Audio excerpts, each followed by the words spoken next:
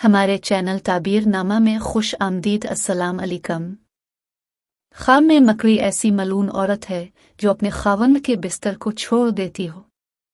ख्वाब में मकड़ी देखना कमज़ोर और थका हारा आदमी देखना है।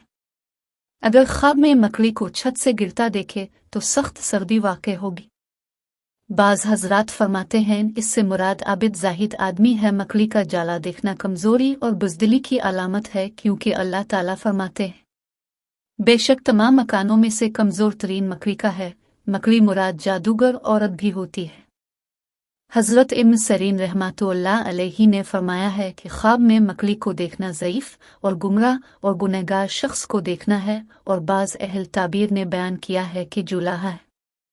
और अगर देखे कि मकड़ी इससे दूर हुई है तो दलील है जुलाहा इससे दूर और जुदा होगा।